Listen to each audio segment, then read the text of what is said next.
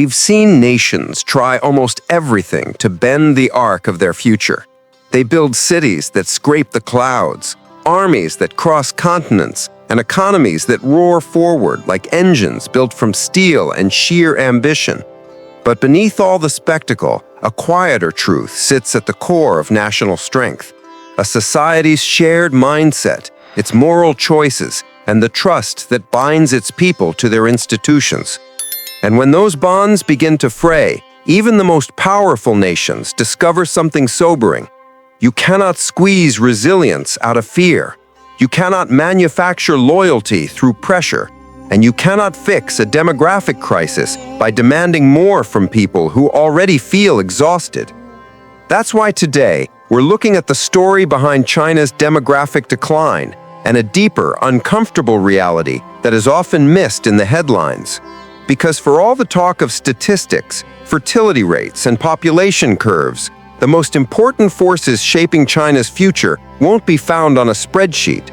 They'll be found in the human mind, in the cultural memory of hardship, and in the moral choices a nation makes when its back is against the wall. Welcome to Nations and Notions. Today we're exploring why China's demographic crisis isn't just a matter of birth rates or economic output. It's a question of legitimacy, institutional integrity, and the collective psychology of a society being asked to sacrifice, again, without the promise of a gentler future, and why in a moment of unprecedented pressure, a harsh labor system, or economic coercion, however subtle or invisible, cannot carry a nation into demographic recovery. Not now, and not ever. We begin with a simple, haunting question. What happens to a nation when its greatest strength, its people, becomes its most fragile resource? For decades, the world watched China rise at breakneck speed, a nation of 1 billion people moving in synchronized ambition, lifting hundreds of millions out of poverty, building industries that reshaped global markets. But the price of that rise was hidden beneath the narrative. A generation raised under the one-child policy, a culture where children grew up as the sole hope of aging parents, a society where success became a form of survival, pressure became normal, rest became a luxury, and sacrifice became the silent currency of national progress. As we walk through China's cities, we feel it, the quiet exhaustion, the hum of a country running on overdrive, young people caught between economic dreams and emotional burnout, workers giving everything to companies that demand more every year, families torn between tradition and modern survival. And somewhere beneath all of that, a collective calculation begins to form in the minds of millions. If life already feels like a battlefield, why bring a child into the war? This is the heart of China's demographic crisis. Not biology, but psychology. Not population numbers, but national mindset. And while governments around the world try incentives, subsidies, or policies to encourage population growth, China's challenge goes deeper. Because before a society chooses to have more children, it must believe in the future. It must feel that its institutions care, that its sacrifices matter, that its leaders understand the emotional weight carried by ordinary citizens. But today's China faces a different reality. A shrinking workforce, rising expectations, a slowing economy hungry for more productivity. And in response, something troubling is happening. Companies and local governments push workers harder. The old 996 culture, working 9 to 9, 6 days a week, evolves into subtler forms of pressure. Young people feel trapped between ambition and survival. Online, many quietly call it modern slavery. Not as a literal accusation, but as an emotional metaphor, a way to describe a life where freedom feels increasingly narrow and rest feels like rebellion. In the eyes of China's youth, the path forward looks less like opportunity and more like obligation. No wonder so many choose the lying flat movement, rejecting the relentless push for productivity. No wonder birth rates fall even as incentives rise.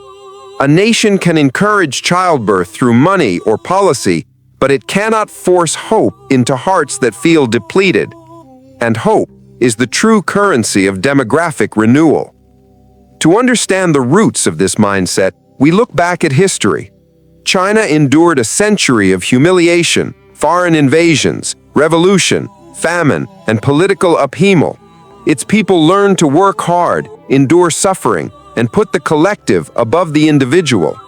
That collective mindset became a source of national strength, a quiet resilience that helped the country rebuild again and again.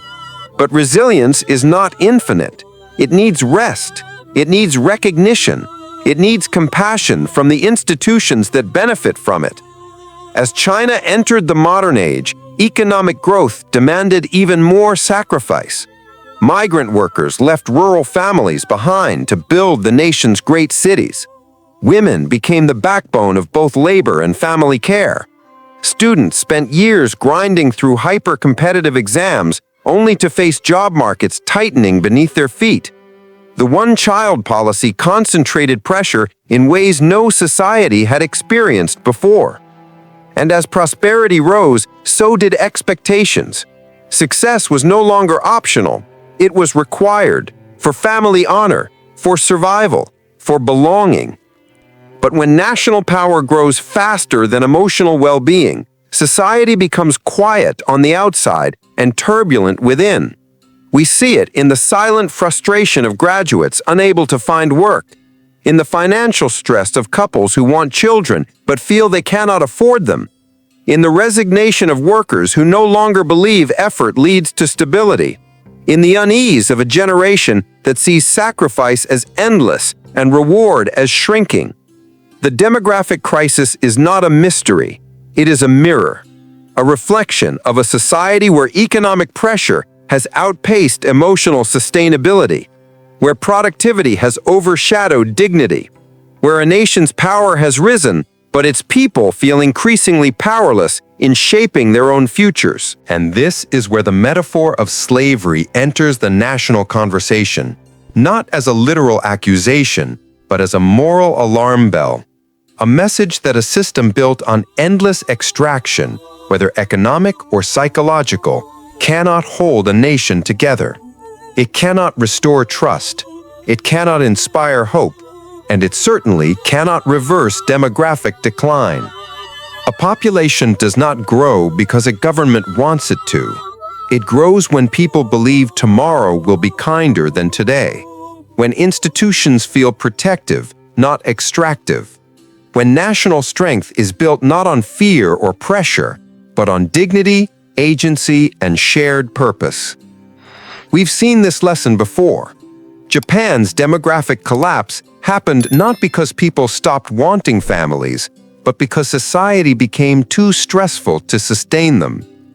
South Korea faces one of the world's lowest birth rates for similar reasons: a crushing work culture, unaffordable housing, and a generation that feels trapped between duty and despair. These countries learned what China is learning now.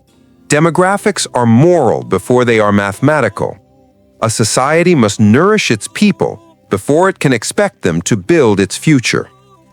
So when China tries subsidies, tax breaks, and childbirth campaigns, but birth rates keep falling, the real issue becomes clear. A nation cannot incentivize its way out of emotional exhaustion.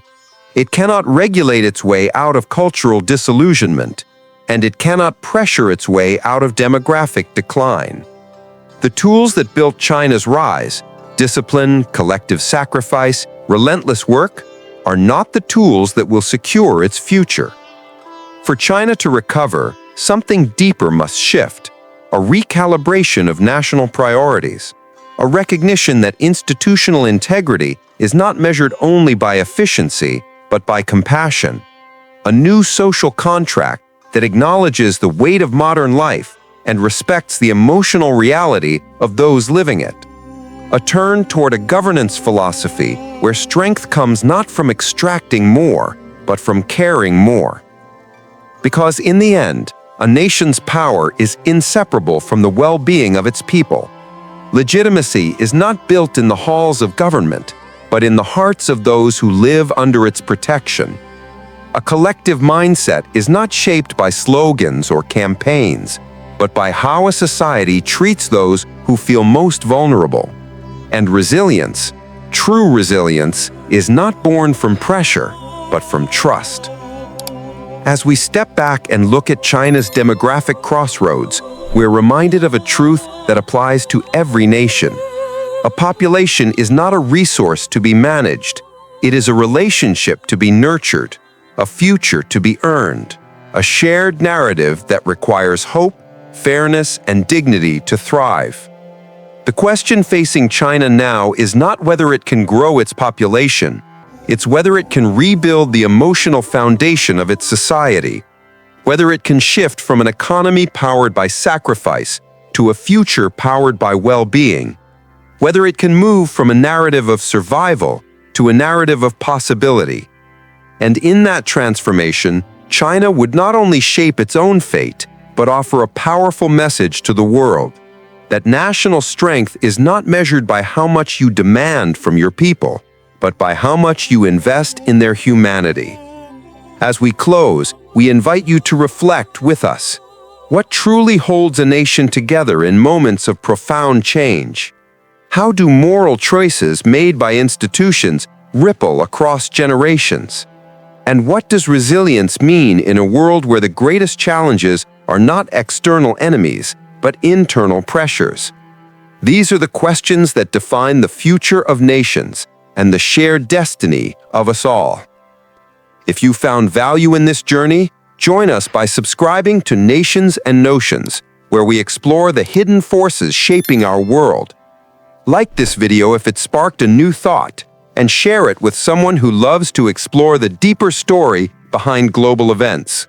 Because understanding the psychology of nations helps us understand ourselves and the world we're building together.